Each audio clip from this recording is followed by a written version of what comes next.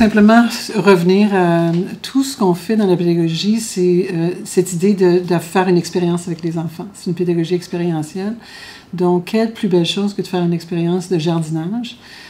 Ici, on est dans un contexte urbain, mais on sent que c'est encore plus important de toucher à cette question-là, de se mettre les mains dans la terre et de pouvoir travailler avec des outils pour réaliser à quel point, finalement, on doit prendre des soins pour faire des choses, à quel point on doit planifier ce qu'on a à faire, à quel point on doit faire un suivi pour atteindre le projet qu'on veut atteindre. Donc, on va travailler la volonté, on va travailler la persévérance, on va travailler aussi, je trouve, le bien-être. Les enfants vivent dans la ville, tout le monde subit un certain stress, les enfants aussi.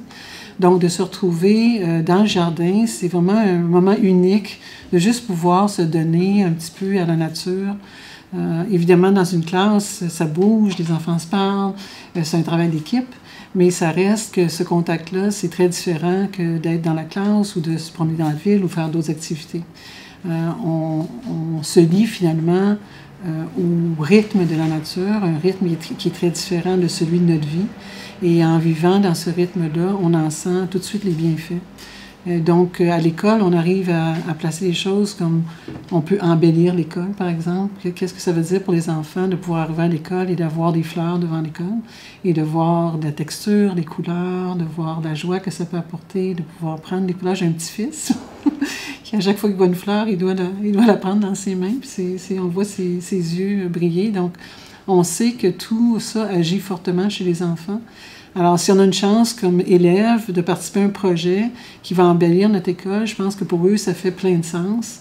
Et c'est une bonne façon d'offrir quelque chose finalement à l'école. Donc, ça peut être les fleurs, ça peut être le potager, un petit potager qui nous permet de voir le cycle complet. Ça aussi, c'est une expérience fondamentale pour eux, de dire que je vais préparer le terrain, je vais semer, je vais devoir arroser, je vais devoir désherber, etc., pour arriver à la fin à une cueillette, puis même si possible, quand on peut, le consommer, faire un repas ensemble, partager quelque chose. Donc, c'est vraiment cette expérience qui est complète qu'on peut vivre avec les enfants. Ça, c'est l'idéal, de vraiment se placer dans ce contexte-là. Dans tout ce qu'on fait à l'école, c'est que les apprentissages passent par des expériences réelles. Si je ressens une chose, par exemple, on peut aller aux mathématiques puis voir qu'on l'applique aussi dans les mathématiques. Si j'avais à découvrir la formule pour calculer une surface, bien, j'amènerais les enfants dans une pièce, puis on ferait ça à la main, calculer la surface pour découvrir la formule. Donc, c'est l'idée de vraiment avoir cette expérience-là. Si on part des deux opposés, le virtuel puis la Terre elle-même, c'est peut-être difficile à expliquer comme tel, mais on sent que ce que l'enfant reçoit quand il est en nature, si on fait une sortie de classe, si on fait une marche, si on va faire de la cueillette avec les enfants, si on fait un jardin, que l'expérience est complètement différente. Ce qu'on ressent de l'enfant, c'est un calme qui se dépose, c'est une écoute qui se dépose, c'est un émerveillement aussi, c'est toucher le cœur et impliquer les membres dans une activité. Tu sais, on peut dire ça. Puis la tête aussi est active parce si on s'en va dans la planification, mais on a aussi cet aspect-là. Donc, on est plus actif que si on est en ligne, je dirais. En ligne, on est actif avec le bout des doigts, oui, évidemment, notre tête est active, mais là, on revient à cette idée-là que la pédagogie veut toucher à l'être humain dans son entièreté. Et donc, les mains sont actives, les pieds sont actifs avec une pelle ou autre chose. Et tout ça, ça a un effet vraiment bénéfique sur les enfants. Tout d'abord, ce que je vais vous dire, c'est que l'idée du jardinage à l'école, comme de la ferme aussi, c'est vraiment de mettre l'élève dans une situation où on interpelle sa volonté. C'est vraiment, en tout cas, quand j'ai été engagé, moi, c'est vraiment un peu ça qu'on m'a amené. Cette idée-là qu'on veut que le jeune fasse une expérience directe, les mains dans la terre, bref, une expérience manuelle.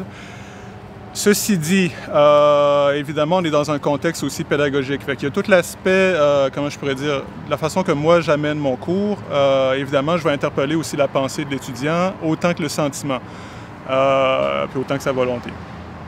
L'idée avec ça, c'est que moi, progressivement, en 6e année, j'amène les étudiants à développer, si on veut, un lien avec la nature. Je pense que c'est vraiment ça que j'essaie de mettre de l'avant. Et puis les outils que j'ai à ma disposition pour arriver à ça, bien finalement, je les initie à un travail de botanique. Fait qu'on a un herbier qu'on va travailler dessus. Donc, ils apprennent à percevoir les plantes autour d'eux, ils apprennent à les identifier et à faire connaissance, je dirais, avec l'élément des végétaux, quoi. Fait que c'est un peu ça l'objectif que moi j'essaie de mettre en place. Puis tranquillement, pas vite, évidemment, ben, en prenant connaissance des mauvaises herbes, c'est vraiment ça mon focus aussi. Je les amène aussi vers le jardin, vers le potager, puis à distinguer les plantes des unes des autres. Fait que ça, c'est plus au niveau, on va dire, d'un apprentissage quasiment cognitif. Après ça, le travail de la terre, bien évidemment, c'est tout ce qui est le bêchage, c'est tout ce qui est le sarclage. On fait les semis ensemble ici. On va aussi faire un peu d'aménagement paysager. Évidemment, le pourquoi qu'on a le jardin aussi à l'école, il y a le but pédagogique, mais il y a aussi que ça embellit la cour. T'sais. Puis moi, mon travail ne se limite pas seulement au potager avec les élèves, mais à la cour aussi. Fait que je fais l'entretien des arbres avec eux. On fait de la taille, des buissons, tout ça. Fait qu'il y a une belle variété de choses qu'on peut faire dans notre petit environnement ici à l'école.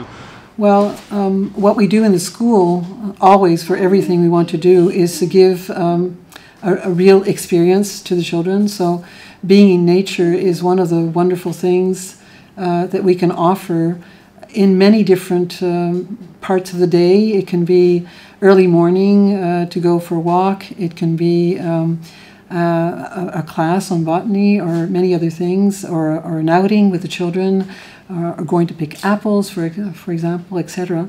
But to be able to do that, and naturally to go a little bit further with gardening, is a wonderful thing, so that the children are doing an experience. We're touching their body in the sense that they're working physically. We're touching their heart in the sense that we're maybe growing flowers, or we're changing things to make them beautiful.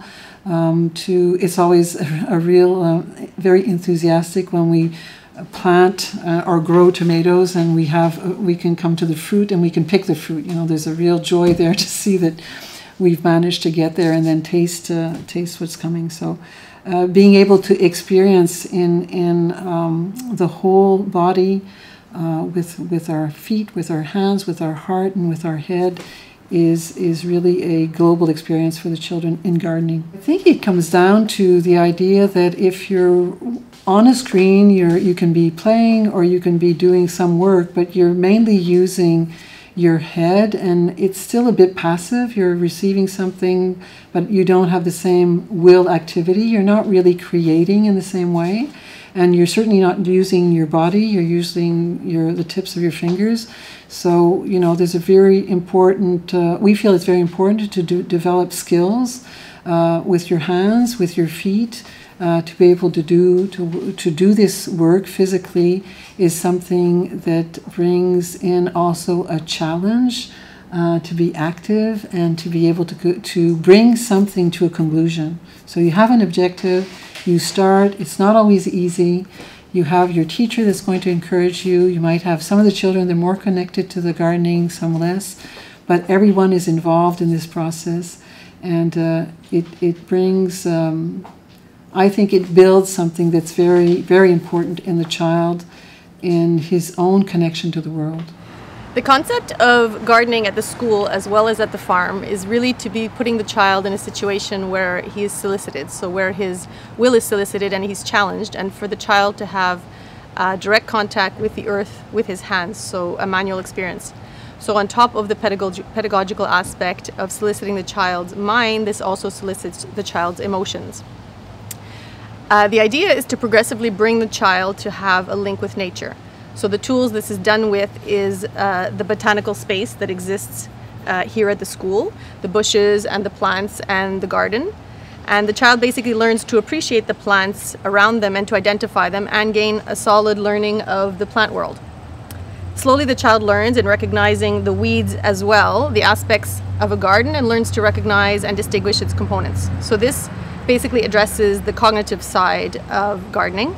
As for the actual work itself, there's the physical labor of landscaping and weeding and planting and maintaining of the garden.